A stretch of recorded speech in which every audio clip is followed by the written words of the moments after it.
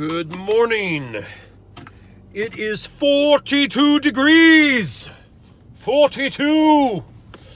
Sorry. I had a Douglas Adams moment. I had a year of Douglas Adams moments when I turned 42. Anyway. Yes, welcome to the podcast, or to the show, to the video, to the thing. Appreciate you being here. This is primarily in response to a conversation I had last night. Gosh, I'm cold. I should have grabbed my other jacket. A conversation I had last night about basically about reductionism. Reductionism is the idea of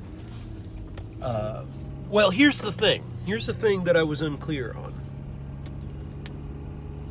So long as a reductionist does not believe that reality is the reduction, or that the tools of reduction are nothing more than tools that may need to be updated, and here's the really significant part, that the methods we use to reduce the network.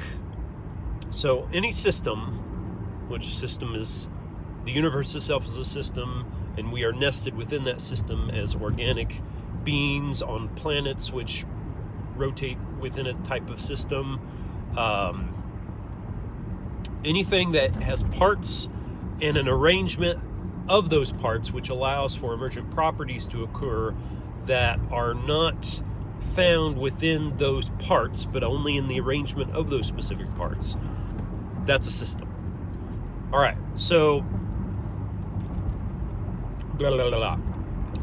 so long as the methods we use to catalog the parts and represent them, because sometimes we don't truly deeply understand what the parts are, but catalog the parts and to reduce the arrangement. Arrangement is a good word he used. He's pretty good at that. Arrangement is the way those parts are connected. So, I distracted myself. So long as the methodologies we use to reduce the nodes and the network that connects the nodes down into a reduced model so that we can reproduce that data and discover that or test that data and whatever else we need to do. So long as we are not moving past, so long as that methodology does not lose significant data, and significant data is relative to what you're trying to do, right? Me as an artist, if you give me a compressed image file, I'm probably not going to be very happy to use that for a painting, because I need that high resolution, that crispness, the detail, or else I feel like, well, I guess I could use my imagination, but that's not the way I want to paint. I'm sure there are painters that are like, no problem, and I envy them to some degree, but I've never figured out how to get in the right mindset of that. Anyway, so that is an example where any reduction begins to be an issue. Granted, our eyes themselves are reducing data, right? Because we are not seeing the atoms, right? We're not cataloging every single individual atom that we perceive. So that's already reduction from reality. And, you know, you could probably come up with several other ways in which we reduce things. Our sense of touch. It's a good way of collecting data, but it is not the full reality. We do not sense all the atoms, right? Oh, 10,000 atoms right there, you know, whatever. 10,000, that would be an incredibly small number of atoms. You probably would have just cut yourself. Anyway.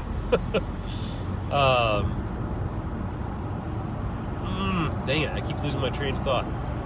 So, all of this is to say that I think I've figured out how to discover if someone is I think I figured out what the questions are to clarify whether or not someone is oversimplifying their models. Number one is to clarify whether they think their models are the reality. Model, of course, network and nodes within that network, the parts. And the other is to discover what he believes the boundaries are for not reducing past something. And if they do think you can reduce everything to like atoms, then then the question becomes something like, okay, how do atoms, where is the data in atoms for building people and cars and planets and stuff like that? And hopefully, if they're honest, they'll realize there is no data like that, right? That the arrangement is significant, and that if you do not have a methodology for capturing the arrangement, then you've lost too much data.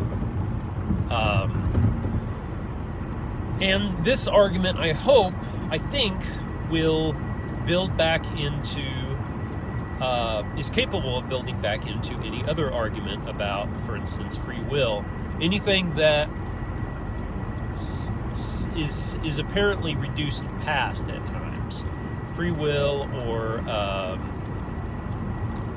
what's another good example?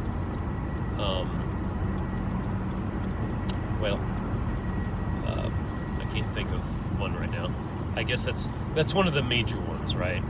I guess Kant felt like it was free will, God, and ethics that were the kind of trinity of unresolvable problems.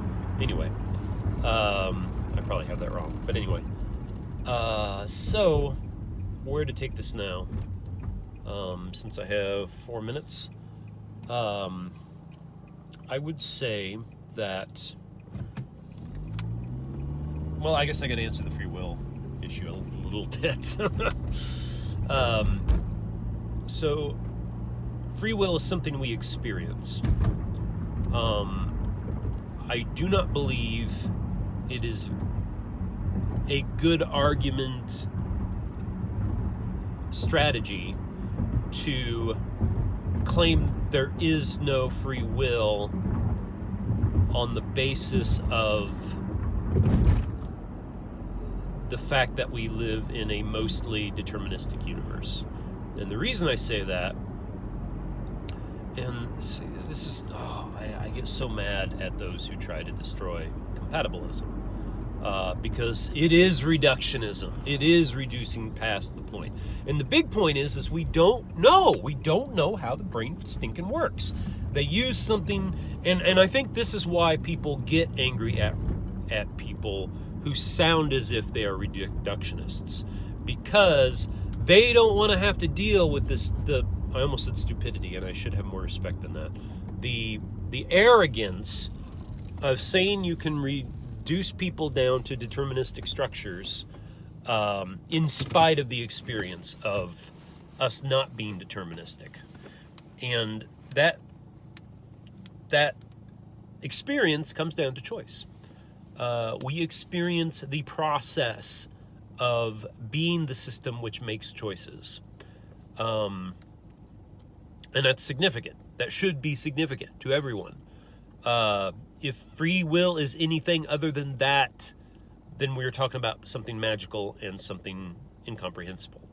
And I'm not interested in that.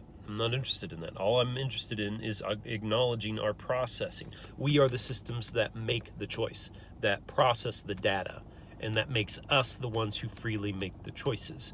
We are not pushed upon by external forces to make those choices. We are influenced, but those influences pull into the